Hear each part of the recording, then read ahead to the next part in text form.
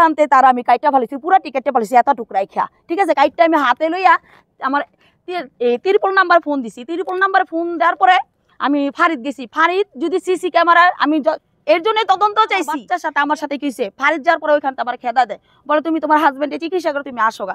আমি কি না স্যার আপনারা যা বাঁচান। পরে 1.5 ঘন্টা পরে আমি কাইটটা আমার পায়জামার মধ্যে প্যান্টের পকেট ছিল, চেন সিস্টেম, ওই পকেটে বাইর করে আমি বলছি এই যে পুরুষ সংখ্যাটা, ঠিক আছে। তখন তারা হাতের মধ্যে কি যেন পড়েছে, গ্লাভস না কি যেন পড়ছে, ওইটা পরার পর বলতেছে শিখা দাও। আমি কি না দিব না, দিব না। কি করলে দিবা? বলছে পাকায় রাখো, দিব না। বলছে টেবিলে রাখো, আমি তাও দিনে চেয়ারে। বলছি আমার হাতে রাখবেন, এই হাতে থাকবেন, সিসি ক্যামেরা ফুটেছে টান দিলে ফাড়িতে এটা সব পাওয়া যাবো।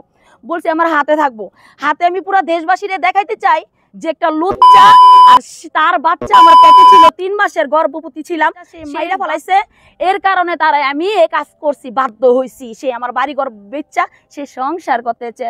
আরে আপনি তো এখন বোন হয়ে গেছেন, আমার বান্ধবী হয়ে গেছেন, আপনি কিভাবে এখন সংসার করবেন? এর জন্য আমি কাইটটা হাতিলে পুরো দেশবাসীর এর জন্যই দেখাইছি যে আমার মতন কোনো মা মেয়ে জানি কখনো জানি এরকম অপরাধের জুলুমের শিকার জানি না হয়, কেউ জানি ভোগান্তি জানি না বকে। এটার আমি সুষ্ঠু বিচার চাই।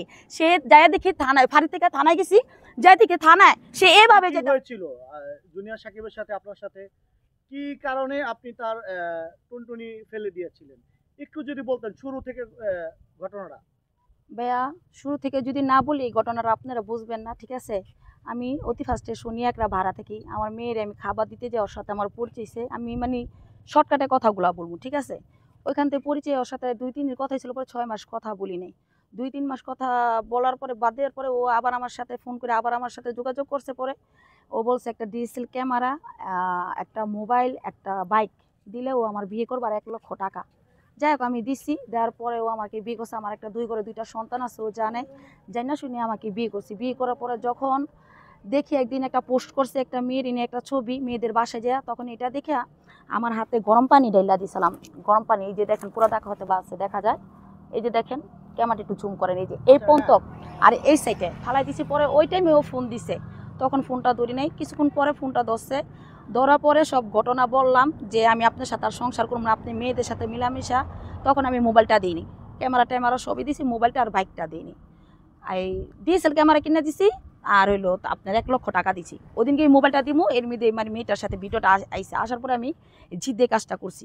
করার পরে বলতেছে না তুমি আমার যা রেখা কসম কাটেবা সেটা আমি কসম কাটবো, ঠিক আছে।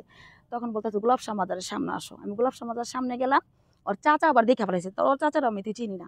আমি বলতেছে কি কসম করবো? আমি কি আপনার মনেতে কসম কাটেন, যে কসম কাটলে যে আমি খুশি মার আপনি ভালো হয়ে যাবেন। গোলাপ শাহ মাজারটা কসম কাটলো যে আমি কখনো তোমার রেখে বিয়ে করবো না, কখনো কোনো মেয়ের সাথে প্রেম করবো না, আর কখনো যদি কোনো মেয়ের সাথে আমি খারাপ কাজ করি, যদি করি তাহলে পৃথিবীতে আল্লাহর তরফ থেকে আমার এই পুরুষ সঙ্গ নাই করে ফেলবো। যদি আমি চুল পরিমাণ এ কথাটা যদি মিথ্যা কথা বলে থাকি, এই রমজান মাসে আমি আমার সন্তানের বুকে জানি না যেতে পারি, আমি আমার মা বাবার বুকে জানি না যেতে পারি। আর সবচেয়ে বড় একটা কথা, আমার কিন্তু আগে 2টা বিয়ে হয়েছে, 2 ঘরে 2টা সন্তান আছে, একটা ছেলে একটা মেয়ে, ঠিক না।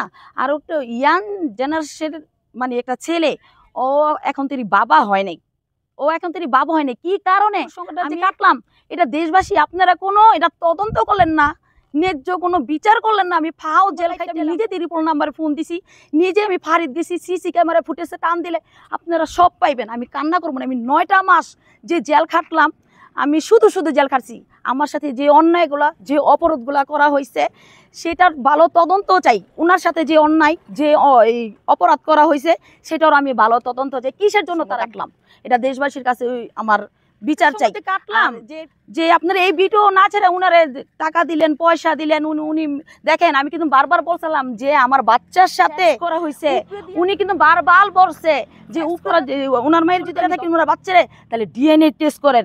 এই যে ইকরা নামের মেয়েটারে যে হ্যাঁ পুরুষ সঙ্গা তার জীবনে বাবা হইতে পারবো না, সংসার করতে পারবো না, সে যে সংসার করলো মেয়ের যে, ঠিক আছে এটাই বলে উপরে। এই যে আল্লাহ তাআলা মানে নিজের হাতে এটা সবাইকে জনগণকে আপনাদের আঙ্গুল দিয়া দেখা দিছে, কিন্তু আপনারা জনগণ কি জানেন চোখের মধ্যে কাঠে চশমা লাগাইছেন। এই কারণে আপনারা এগুলা দেখাও দেখেন না, দর্শন হইব না। কিছুদিন আগে দেখেন নাই আমি জেলখানা থেকে দেখছি টিপির মাধ্যমে যে 8 বছরের শিশু বাচ্চা দর্শন হয়েছে। কেন 2 বছর আগে যখন আমি প্রেস ক্লাবে গেছি, যখন আমার মেয়ের নামে জিটিটা করছি, তখন যদি এটার যদি প্রতীক মানে বিরুদ্ধ করা হইতো, যে এটা নিয়ে তদন্ত করা হইতো, আমি কিন্তু সোনারগাঁও থানায় একটা জিটিও করছি। আমার মেয়েরে নিয়ে যা, মেয়ের বাবা আমার থেকে জোর জবরদস্তি করে নিছে, গাজী রিয়াজউদ্দিন শাওন, তারে আমি ডিভোর্স দিয়া দিছি, তালাক দিয়া দিছি, ঠিক আছে। কিন্তু উনি মিথ্যা কথা বলে যে দোনো হাজবেন্ডে নিয়ে আমি নাকি সংসার করি। আচ্ছা, দোনো হাজবেন্ডে নিয়ে যদি আমি সংসার করি, এটা কি সমাজ মানবে, গ্রামের মানুষ মানবে? আবার সে বলছে আমি নাকি মাদক খাই, যেখানে আমার রক্ত পরীক্ষা করাইছে, সব কাগজপত্র ডকুমেন্ট সব আমার কাছে আছে। আর আমি সবার কাছে অনুরোধ যে আমার মেয়ের সাথে, আমার সাথে যেটা হয়েছে সেটা কোনো সন্তানের সাথে, কোনো মেয়ের সাথে, কোনো মার সাথে জানি না হয়। সে আমার একে 4টা জায়গা বিক্রি করাইছে, বিক্রি করে সে আমার সাথে অভিনয় করছে, অভিনয় করে সে চিন্তা করছে, ও যে সে তো আরেকটা কথা বলে যে আমি যদি সে কেন বারবার আমার কাছে আসে। এটা একদমই কথা রাইট। আপনারা জেলখানায় যা দেখেন তো, মা মেয়েরে মাইরা ঘুম কইরা সে আরেক আরেক হাজবেন্ডের সাথে সংসার করে কিসের জন্য? এই প্রশ্নের যদি উত্তর দিতে পারেন, তাহলে আমিও আপনাদের আজকে প্রশ্নের উত্তর ওইটা দিতে পারেন কিনা না পারেন সেটা জানি, আমি দিতে পারবো। আমি তারে ভালোবাসতাম দেখে আগে, এর কারণে তার কাছে চিন্তা করছি, যা হওয়ার হইয়া গেছে, সে আমার থেকে মাপ চাইছে, যে বলছে আমি তো উপরে দিই তার সাথে, তোমার মেয়ের কাছে এটা কেউ জানে না, তুমি নিউজের মধ্যে বলবা যে নিজুমের সাথে আমার সাথে কিছুই হয় নাই, ঠিক আছে। আমি ঘুমের ওষুধ খাইছি, ঘুমের ওষুধের খাওয়ার অবস্থায় আমি মাতাল অবস্থায় কি বলছি আমার ঠিক নেই, এরকম করে আমার 2বার নিউজ দিয়েছে। বাইরে আমার বাসায় গেছেন, নিউজ দিছে, এই কথা বললা দিছে, এই এরকমই আমি নিউজ দিছি। এই যে দেখেন, সে কিন্তু এই যে বছরের পয়লা বছরের প্রথম 5 তারিখ একদিন ঢাকা মেডিকেলে রাখা হয়েছে তাকে, ওই লোকটার এরপরের দিন তারা রিলিজ দিয়ে দিছে। ওই লোকটারে কেন রিলিজ দিয়ে দিছে? আর জুনিয়র সাকিবরে 2 মাস কেন হাসপাতালে একটা ডাক্তাররা সহকারী এটা সহযোগিতা কইরা এখনো ডাক্তাররা মুখ খুলতেছে না কেন? কখনো বাবা হইতে পারবো না, সংসার করতে পারবো না। আপনারা আমার প্রশ্নের উত্তর দিতে পারবেন? একটা পুরুষের যখন একটা রক কাটে, সেই রকটা জোড়া লাগায় কি কখনো? তাহলে কিসের জন্য সে আবার বাচ্চার বাবা হইতে পারবো, সংসার করতে পারবো? আমি তো তার এই যে দেখেন পুরুষ অঙ্গটা